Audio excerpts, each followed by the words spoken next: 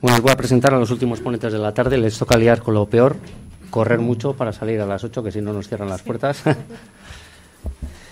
Son Íñigo Rodríguez Vidal y Joseba Aramburu, son del Colegio Oficial de Arquitectos Vasco Navarro, colaboradores habituales de las jornadas del colegio, a los cuales estamos profundamente agradecidos por estar de nuevo aquí y prestarse a explicarnos algo que siempre es bastante complicado, como es partes del código técnico.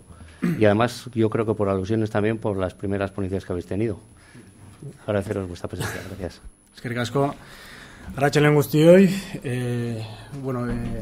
Esan dan bezala, Iñigo eta biok, biak arkitektoak gara, Euskal Herriko arkitektuen elkargo ofizialetik gatoz, okideak gara, eta era berean baita ere Euskal Herriko Unibertsitateko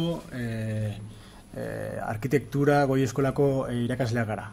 Orduan, zentzu horretan, zenbait ikuspuntu desberdin azalduko ditugu gaurko arratsaldean. Muchas gracias por la presentación. Buenas tardes a todos. Tanto Íñigo como yo somos, como bien se ha dicho, miembros, arquitectos y miembros del Colegio Oficial de Arquitectos Vasco Navarro. También somos profesores de la Universidad del País Vasco, concretamente del Departamento de Construcción de la Escuela Técnica Superior de Arquitectura de aquí de San Sebastián. Y en ese sentido nos gustaría, además con este sugerente nombre, ¿no?, de vocación frente al sentido común, plantear distintos puntos de vista, ¿no? Un poco también hilando sobre ciertos aspectos que durante la jornada de hoy también se han tratado, ¿no?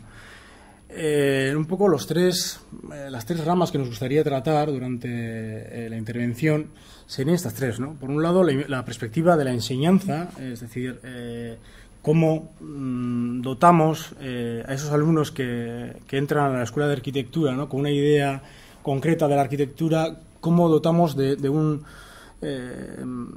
conocimientos técnicos que después van a desarrollar a lo largo de la carrera, ¿no? Después, cuáles serían los retos del arquitecto, ¿no?, teniendo en cuenta los aspectos sobre todo temas técnicos, normativos, etcétera, y por último lo que sería la especificación frente a la visión del conjunto, ¿no? Trataremos un poco de dar ciertas nociones sobre el modo de trabajar horizontal o los sistemas BIM que actualmente ya estarían en boga, ¿no? Por comenzar en este primer punto, respectivo a la perspectiva de la enseñanza, leeros una cita de Renzo Piano, ¿no? La arquitectura es un oficio inestable entre la técnica y el arte. Si lo separas, te decantas hacia uno u otro lado. Por tanto, la inestabilidad debe seguir existiendo. Es perjudicial pensar que la técnica y el arte pertenecen a dos universos separados. Nos ha gustado un poco arrancar con este texto por la diferencia de técnica y el arte, ¿no? Daros cuenta que el alumno de arquitectura en primero de carrera, en principio, en la escuela tratamos de enseñarles a proyectar, ¿no?, a que traten de saber cómo se proyecta, cómo se llega a un proyecto final. Y en principio el alumno de primero, vamos a decir, que no tiene ningún tipo de conocimiento técnico, el único elemento de expresión es la forma, ¿no?, la forma por la forma, quizás, ¿no?, de una manera ciertamente banal al principio, pero también casi como un ejercicio de diseño intuitivo, ¿no? Esta formación del proceso proyectual es un proceso continuo desde primero de carrera, como decimos, hasta el final, ¿no?, de la carrera, ¿no? ¿Qué pasa? Que al principio es un alumno que no tiene ningún tipo de conocimiento técnico, pero poco a poco va adquiriendo esos conocimientos técnicos, ¿no?, ya sean de estructuras, construcción, instalaciones y concretamente en el mundo de las instalaciones, pues todo lo relativo a los medios de protección contra incendios, etcétera, ¿no? De algún modo aquí en esta tabla tendríamos lo que en intuitivo y sintético sería pues un poco todo lo relativo a la forma, al modo de la intuición, ¿no?, que tendría ese alumno sin esos conocimientos técnicos, y el lógico-analítico, que sería que según va avanzando la carrera, pues tratamos de que incorporen a esa idea de que quizás de una manera banal tienen al inicio, ¿no?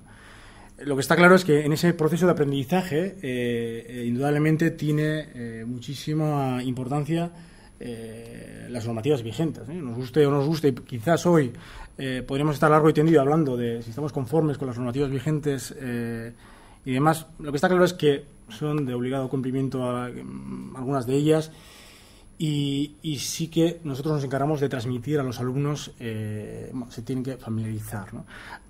Ante las normativas vigentes hay dos modos de actuar.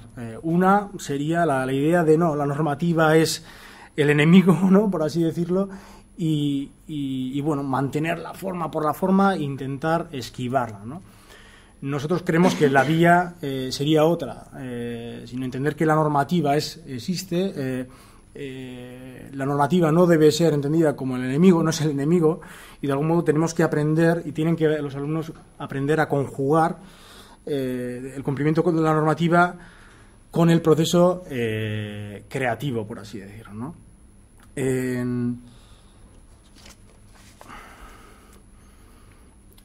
En la Escuela de Arquitectura, inicialmente, claro, aquellos alumnos que poco a poco se van familiarizando con la técnica, con la normativa, con los aspectos más técnicos de la arquitectura, inicialmente tienen prácticas similares a la que os enseñamos aquí, en el que, bueno, se les da un ejemplo de arquitectura que bueno, pues son ejemplos de edificios propuestos, pero bueno, que tienen cierto valor arquitectónico, y como veis aquí en una primera fase, bueno, pues tratan de incorporar la normativa de incendios en paralelo a otras normativas como puede ser la de accesibilidad o seguridad en la utilización, ¿no?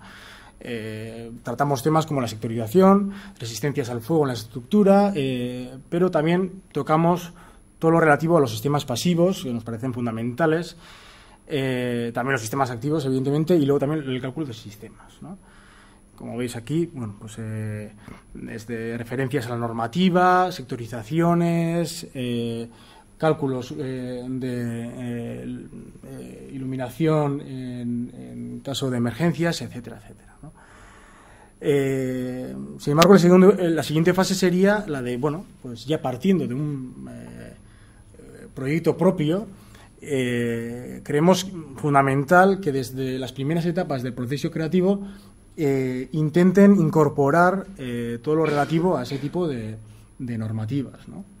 Y que se den cuenta de algún modo que el proceso creativo, el proceso proyectual es un ir y venir, ¿no? Es decir, es hacer para corregir y deshacer, ¿no? Como veis aquí, bueno, pues a nivel de anteproyecto, pues el alumno se da cuenta que, hombre, pues un edificio de 20 plantas quizás bueno, se da cuenta que no basta con una caja de escaleras, ¿no? Y tiene que echar marcha atrás para corregir y tomar ciertas decisiones que lo que van a hacer es incorporar nuevos valores y madurar ese proyecto que creemos que es fundamental hacerlo desde las primeras fases del proyecto, de la fase de proyecto, ¿no?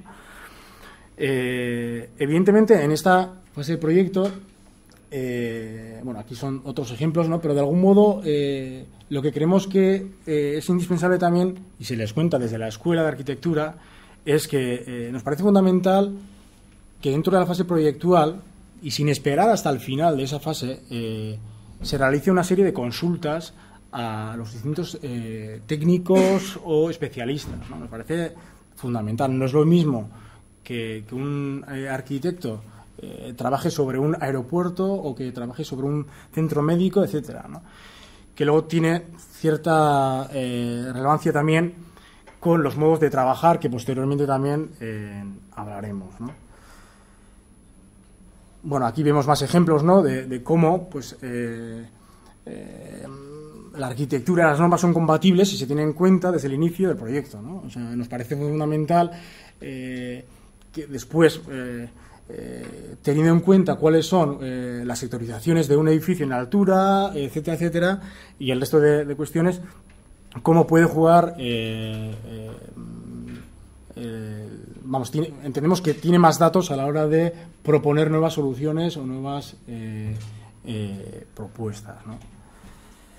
Le cedo la palabra a Íñigo. Sí, bueno, una vez que hemos visto un poco lo que tratamos de enseñar a los alumnos, que en el fondo trata de la dicotomía que tiene el arquitecto entre la parte técnica, normativa, cumplimiento de la infinidad de leyes que se van creando en torno a la edificación, y por otro lado el impulso artístico de generar edificios con cierto interés.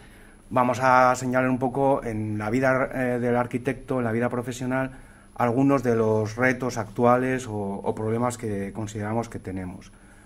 Volvemos a una frase de Renzo Piano, un elogio de la lentitud, que dice que la condición para la creación está hecha de muchos estados de ánimo contradictorios entre sí. La creación está hecha de serenidad y de tensión, de calma y de energía, de lentitud, pero también de rapidez. Bueno, ¿por qué comentamos esto? Uno de los grandes retos actuales, muy de moda, lo iré repetidamente, es la palabra sostenibilidad. La palabra sostenibilidad en la arquitectura pues es prácticamente un crisol, ¿no? Un edificio, veis aquí uno de los esquemas que habla de sostenibilidad, pues en un edificio se encuentran todos, ¿no? La tecnología, medio ambiente, social, económico, prácticamente todas las leyes que se están realizando en la actualidad van en torno a la edificación, puesto que es un gran consumidor de energía, tanto en su construcción como luego en su utilización, ¿no? Y esta frase de Renzo Piano lo que viene a reivindicar un poco es que si queremos ser sostenibles necesitamos tiempo. Y lo vamos a ver con un ejemplo de los modelos más avanzados de Europa, ¿no? ¿Por qué necesitamos tiempo? Bueno, vamos a ver, este es un edificio construido en Austria, modélico, salen todas las revistas, libros de referencia sobre temas de arquitectura sostenible. Veis que está construido en madera, todo esto es una cubierta fotovoltaica, está en un valle con edificación dispersa, por situaros un poco, y es un edificio multiusos. Veis aquí algunas imágenes, ya veis que está totalmente construido con madera local, los aislamientos están hechos con lana de oveja. Por ejemplo, se decidió gastar un 10% más de presupuesto para poner sistemas eléctricos sin halogenuros. Bueno, es decir, es un edificio modélico. Un edificio modélico se construye así, con tiempo. Veis aquí un poco el proceso desde el 95 hasta 2005, simplemente para hacer un edificio que no es excesivamente grande. La primera fase, una toma de datos y de encuestas realizado por la Universidad de Innsbruck para definir qué necesita una ciudad.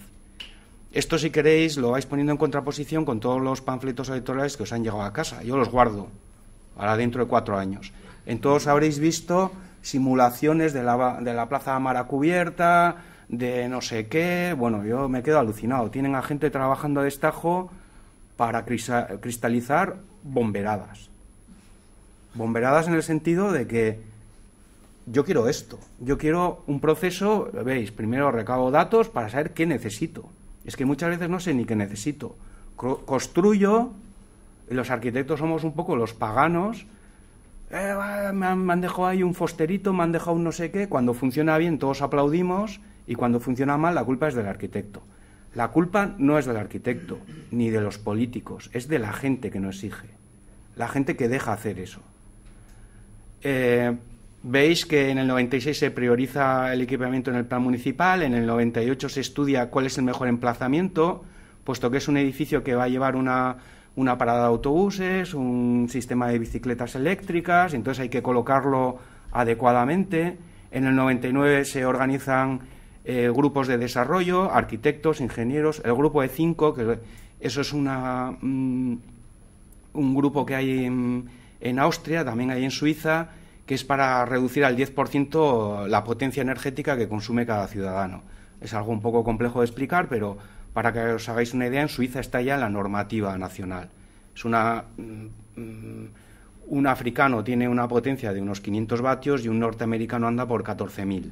Es pasar a energía todo lo que significa su forma de vida, ¿no?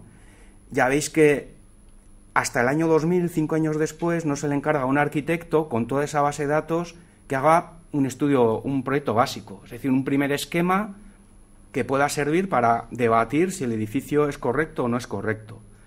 Se crea un grupo para financiarlo, estudiar cuánto puede costar y financiarlo.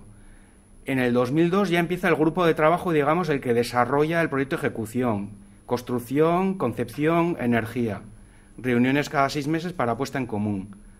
Hasta el 2003 no se aprueba el proyecto por parte del Consejo Comunal, cuando ya tendrá pues, una estantería de carpetas, y veis que al final el proceso de construcción solo dura 1 año y medio, porque realmente todo el trabajo previo está hecho, ¿no? Esto es lo que echamos en falta nosotros los arquitectos, unas cuestiones más importantes, si queremos hacer arquitectura sostenible, es que necesitamos tiempo para consultar, para debatir, para recabar datos, para hablar con especialistas, etcétera, etcétera, ¿no? ¿Cuál está siendo el proceso ahora mismo aquí, para que os hagáis una idea? Esto sale a concurso, nos dan 3 semanas para presentar un proyecto básico, con muchas imágenes infográficas a ser posible. Si estamos a final de legislatura, van a aparecer en los renders de los partidos políticos. Nos dan 3 meses para hacer un proyecto básico, otros 3 para hacer un proyecto de ejecución, y normalmente no quieren que cambiemos la imagen que ya hemos plasmado en el programa político, ¿no? Así es muy difícil llevar a cabo un proyecto sostenible. Algunos otros retos, bueno, pues hablar de algunas cosas más variadas, pues que los edificios cada vez son más grandes, ¿no? Yo tengo ahora la experiencia, he hecho como 12 vuelos el último mes, y por ejemplo, es el aeropuerto de Malpensa, y bueno, todos conocéis esto. ¿Qué es un aeropuerto? Pues un sitio al que hay que ir 2 horas antes, porque hay gente que pone bombas en los aviones, y yo de paso te vendo todo. Es decir, de lo que se trata al final es de tenerte 2 horas en un centro comercial, sin que te puedas escapar en ningún lado, ¿no? Esto lo vamos a explicar porque nosotros enfatizamos mucho en la escuela que el mejor prevención antiincendio de un edificio es la arquitectura, que el edificio sea claro, diáfano. Si yo sonara la alarma aquí de incendio, seguramente todos saldríais por donde habéis entrado. Pocos habréis mirado los planos de evacuación que hay ahí. Igual la salida por la que habéis entrado no es una salida de evacuación, porque es un atrio abierto que comunica 3 plantas, igual no es la salida más inteligente, ¿no? Pero la gente va a funcionar con esa lógica de salir por donde ha entrado. Si yo tengo un incendio que hace 2 semanas hubo en el aeropuerto de Roma, dentro de este sitio, me diréis por dónde salgo. Yo creo que la gente no se pone a mirar cartelitos de salida sí, salida no, ¿no? Para que os hagáis una idea, a ver si adivináis rápido qué es esto, está integrado con el escaparatismo del lugar. Esto es una boca de incendios equipada. Esto, imaginaos, en una situación de pánico en la que ha habido una bomba, hay un fuego y alguien pretendes que alguien abra esto para apagar un fuego. Y esta es la salida, pintada de negro, retranqueada de las tiendas de lujo, por supuesto, para que no moleste, y con una cadenita con una letra Arial 8. Bueno, esto es un tema importante. Seguramente el edificio lo han hecho unos arquitectos y el interiorismo lo ha hecho una empresa especializada en interiorismo. Eso lo digo porque muchas veces cargamos con un muerto que tampoco nos debería corresponder. También es verdad, y con esto voy a explicar un ejemplo breve, de que dentro del edificio ocurren muchísimas cosas difíciles de prever. Antes estaba hablando de que los arquitectos usamos esto, lo otro. Yo soy partidario de hacer. Hacer significa equivocarse, pero equivocándonos aprendemos, si no nos avanza. En las escuelas de arquitectura hay mucho teórico, gente que no para de hablar y luego no hace nada, no presenta. El típico alumno que estás con él corrigiendo, bla, bla, bla, bla, bla, bla, bla, bla, llega el día de la entrega y no entrega nada, ¿no? Y nosotros fomentamos mucho el hacer, el plasmar las cosas, ¿no? Hablo por esto por un tema de especialización, retos que son edificios cada vez más altura. Fijaos el nombre de esta torre, Marina Torch Dubai, un nombre muy bonito, creo que es, no sé si es esta de aquí me parece, o esta, no sé cuál es ya. El edificio más alto del mundo hace poco de apartamentos, son como 9 o 12 apartamentos que veis aquí, una salida de evacuación y 2 escaleras. Respecto a España faltaría el vestíbulo previo, pero por lo demás funciona bastante bien. Y el Marina Torch, como dice su su nombre, ardiendo de arriba abajo. ¿Por qué razón? Pues un incendio que estaba habiendo recurrentemente bastante, que es en la terraza hacemos una barbacoa, empieza a arder el revestimiento de fachada, el revestimiento de fachada transmite el incendio a través de toda la fachada hasta arriba y acaba convirtiéndose pues en lo que era el nombre, ¿no? En una auténtica tea. 5 años antes, una torre de Dubái ardió exactamente con el mismo motivo. Y algún año antes la Torre de Lorea, que está aquí al lado, ardió exactamente por lo mismo. Se cerró toda la fachada con un sistema de polímero y aislamiento, y en una de las viviendas había en el mirador un calefactor, prendió fuego la fachada y transmitió todo el fuego a través de la cámara oculta, ¿no? En principio son incendios, estos que habéis visto, que no generan víctimas por una cuestión muy sencilla, que conseguimos evacuar hacia el interior del edificio por las escaleras protegidas, ¿no? Bueno, esto os lo llevo porque yo, si os hubiera enseñado este edificio al principio, me entraba dudas si ponerlo primero o después. Esto es un edificio que está construido en Milán, perfectamente funcionando con la imagen que estáis viendo. Son 2 torres, una más alta y una más baja. Es un proyecto de revista, ecológicos, son unas terrazas de unos 3 metros que se han plantado pues un auténtico bosque vertical. La idea de que los pájaros, yo en una conferencia el año pasado me estuve riendo un poco de esto, de que los pájaros iban a venir a las torres a anidar, etcétera, y pues los pájaros han ido a las torres a anidar. Están los pajaritos cantando, han hecho nidos, una auténtica gozada, y la verdad que es un concepto pues muy interesante. Pero seguramente a nadie de vosotros o a algún especialista no se le ha pasado por la cabeza que si alguien hace una barbacoa aquí en invierno y empieza a arder un alcornoque que está plantado con alcornoques, encinas, hay 300 especies, pues Marina Torch 2. Esto simplemente para deciros, ¿esto quiere decir que yo no hago este edificio? Pues chico, es que entonces no haces nada, es que no se puede pensar en todo. Aquí veis un poco las plantas. Me da miedo de este edificio que las escaleras de evacuación tienen una ventana, seguramente por normativa municipal en Milán, conectada con lo que puede ser la fuente de incendio. Y si el humo empieza a entrarnos por la salida de evacuación, o las dos, que están muy juntas además, pues puede ser un problema. Otro reto, la globalización y las normativas. Milán mismo, no sé si aquí hay algún especialista en incendios, pero ellos tienen en la normativa que el 25% de la superficie de un garaje o de todo subterráneo tiene que estar ventilado de forma natural. En España eso se hace con ventilación mecánica, por obligación. Hay que poner un motor que extraiga el humo en caso de incendio, para dejar el espacio libre de humo y poder permitir la evacuación.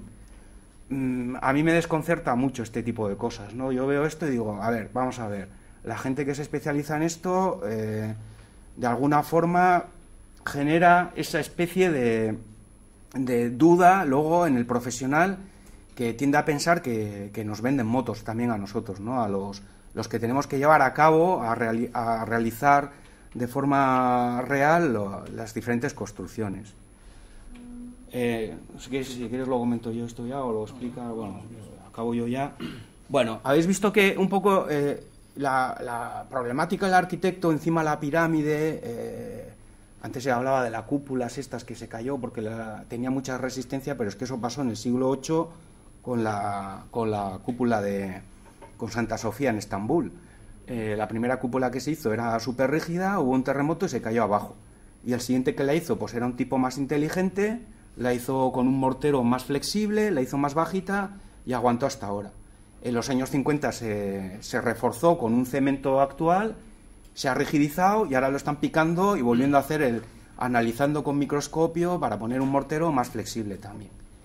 Es decir, bueno, explicaros que nosotros hemos tenido muchos años la responsabilidad casi personal, por deciros catedrales góticas, etcétera, en la que había una persona que tenía unos conocimientos, hacía una catedral gótica, se moría esa persona y no había transmisión de conocimiento. Como mucho lo había aprendido un discípulo, lo había aprendido alguien y desaparecía. De hecho, las catedrales góticas se hicieron durante 40 80 años bien hechas y el resto fue chapuza tras chapuza, ¿no?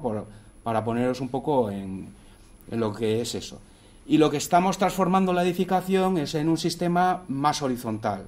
Es decir, muchos profesionales van a trabajar desde el inicio, a ser posible, en un edificio, con evidentemente alguien que va a mandar o va a llevar la batuta, que esperemos que sigamos siendo los arquitectos, y si no es un arquitecto da igual, será alguien que tenga una visión global de lo que es el edificio. Esto lo va a permitir, lo está permitiendo ya lo que se llaman los sistemas BIM, Building Information Modeling. Aquí veis una serie de marcas y que básicamente ¿en qué consiste? Pues todos conocéis un programa de AutoCAD o de dibujo por ordenador. Lo que permite es que alguien a la vez esté calculando la estructura del dibujo que tú estás haciendo o esté calculando cuánta iluminación artificial va a hacer falta. O aquí veis una imagen, podemos hacer un análisis de evacuación del edificio. Ponemos a personitas, 1000 personas en el auditorio, tenemos un render básico, ya en la primera fase de proyecto, le doy al botón y me va a calcular cuánto tiempo tarda realmente en evacuarse eso, ¿no? Para machacar un poco más esto, Francia exigirá los proyectos de uso público en BIM desde 2017, o sea, pasado mañana. Nos va a pedir que todos los proyectos que se entreguen a la administración, el propio funcionario desde la primera fase pueda acceder al archivo y ver lo que se está haciendo, y en otra fase, que es la fase que se entrega el proyecto, poder hacer el mantenimiento, poder hacer planes de evacuación, etcétera, etcétera, ¿no?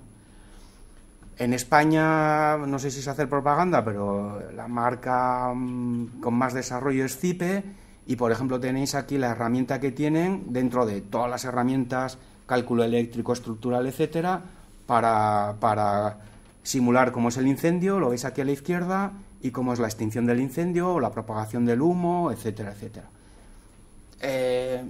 Esto nos abre a los arquitectos una perspectiva positiva, porque de alguna forma vamos a hacer corresponsables a toda esa gente que dice, no, es que los arquitectos nos habéis dejado esto, etcétera. Bueno, esto es muy fácil ahora. Vas a buscar a un especialista en incendios con BIM, va a coger tu edificio, se va a meter, lo va a modelizar y va a poder actuar sobre las cosas que considere que están mal o pueden ser mejorables. Bueno, algunas ideas o recalcar algunas ideas de las que hemos dicho. La misión del arquitecto es no perder la visión de conjunto en la complejidad de un proyecto arquitectónico. Cada vez que yo voy a un congreso, si es un congreso de sostenibilidad, me machacan por un lado. Si es un congreso de estructuras, hacemos mal las estructuras. Si es un congreso de incendios, es que hacéis muy mal las puertas, etcétera. En fin, ya, el problema es que hay que hacerlo todo a la vez.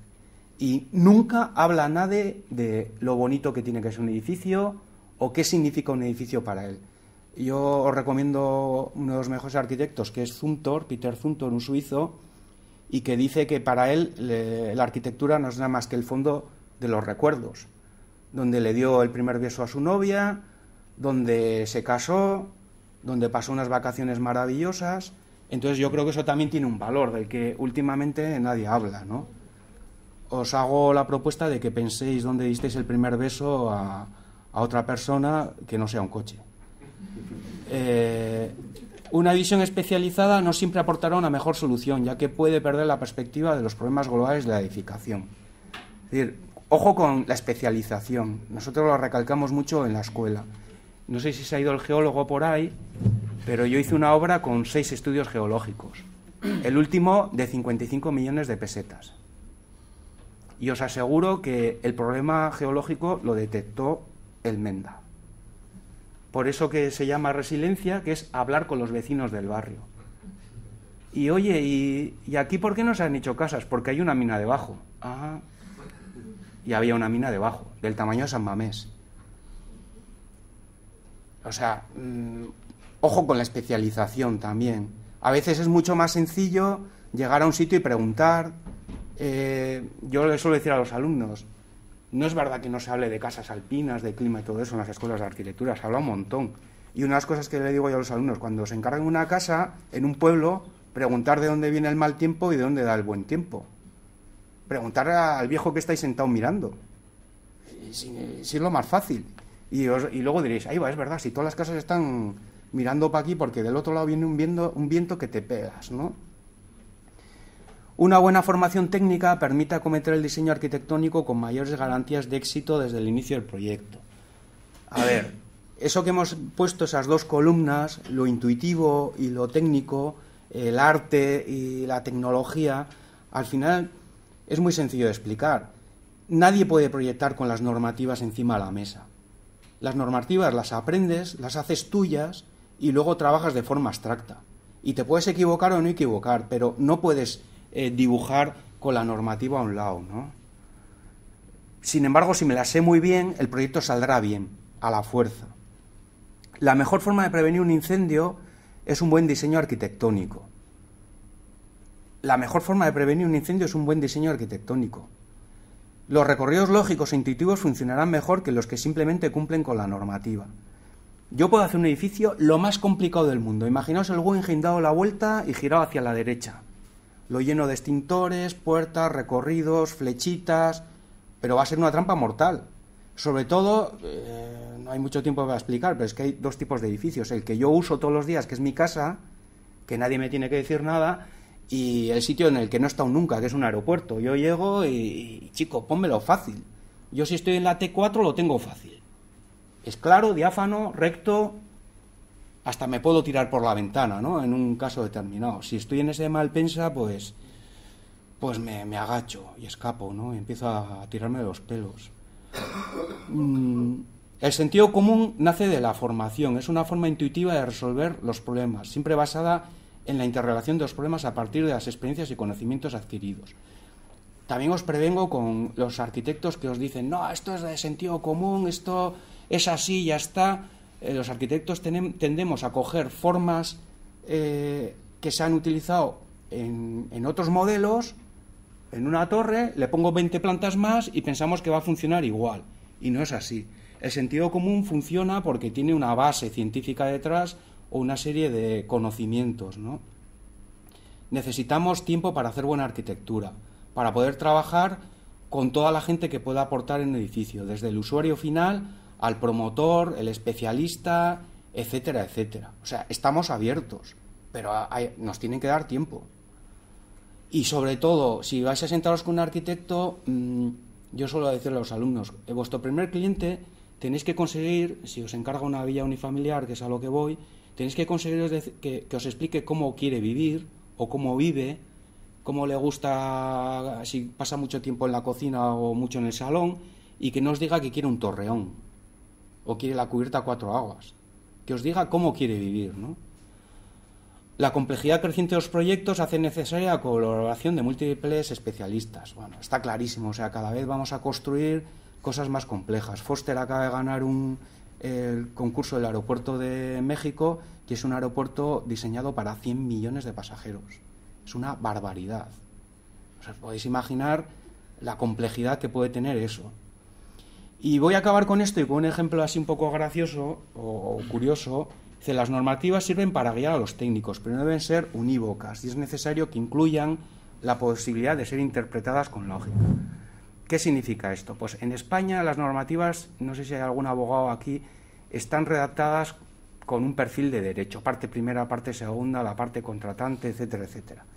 Y cuando vas a hacer una consulta, pues el párrafo 352 dice esto. Y se está perdiendo un poco el técnico que tenemos enfrente, que es capaz de sentarse, plantearse la situación y dar una solución diferente. Y os pongo un ejemplo. Esto es un edificio archipublicado, es el refugio en el Monte Rosa. El Monte Rosa, digamos que está ahí detrás, es uno de los montes más altos de los Alpes. Y bueno, pues eso es un regalo, el proyecto de la Universidad del Politécnico de Zúrich al Club Alpino Suizo. Luego está patrocinado por un montón de empresas y, bueno, sustituyo a uno que había un poquito más abajo. Veis que tiene todo, bueno, se supone que es un edificio autosuficiente, consigue electricidad con paneles solares, luego tiene el agua, lo coge de un glaciar de arriba, lo depura, bueno, pues lo que se llamaría un edificio de consumo energético cero, sostenible ecológicamente. ¿Veis dónde está situado? Este es el glaciar, el Groner, me parece que está aquí, por aquí subes con el trenecito, hay que pasar el glaciar y este es el Monte Rosa, este que está ahí aquí arriba, ¿no? digamos que tendríamos que bajar estas escaleras de nada para acceder, pasar este glaciar. Esto es un glaciar con seracs. Aquí veis un poco la imagen. Este es el Cervino, el Matterhorn. Pasaríamos por los seracs, subimos toda esta pendiente, es granítica. Veis que está construido en madera, con fuertes aislamientos, por dentro es madera. Y el proyecto decidió que la escalera tenía que ser un captador solar, que penetrara el sol por la escalera, calentara para reducir el consumo energético y que además sirviera de conducto de ventilación. Es decir, para no poner conductos de ventilación, la propia escalera hace el sistema de circulación de aire. Veis toda la estructura en madera. Bueno, pues en este tipo de edificio en Suiza tendríamos que haber puesto una escalera cerrada, protegida, de hormigón, para poder evacuarlo. Esto ya sé que es una anécdota, pero se decidió simplemente que si tenías las redondeces para llegar hasta este refugio, pues podías salir por aquí arriba y bajar esta escalerita. Lógicamente, ¿no? Ya sé que es un poco cómico de lo que es el sentido común, pero a mí me gusta mucho porque te habla un poco el pragmatismo suizo de este tipo de cosas, ¿no? De, bueno, si al final tengo delante a alguien razonable, pues bueno, se pueden conseguir edificios de esta calidad arquitectónica en medio de la naturaleza y que no tengamos que hacer cosas extrañas solo porque hay que cumplir una normativa, ¿no? Bueno, esta era un poco la idea que queríamos transmitir. Sobre todo también reconocer que igual que hay buenos arquitectos, hay malos arquitectos, pero que es mentira que los arquitectos solo pensamos en la forma. Los arquitectos pensamos en un montón de cosas. Otra cosa es que las circunstancias nos obligan a priorizar o digamos que la necesidad muchas veces nos obligue a hacer cosas que tampoco nos gustaría hacer, ¿no? Bueno, pues es un poco todo lo que os queríamos contar. ¿Tenéis alguna duda?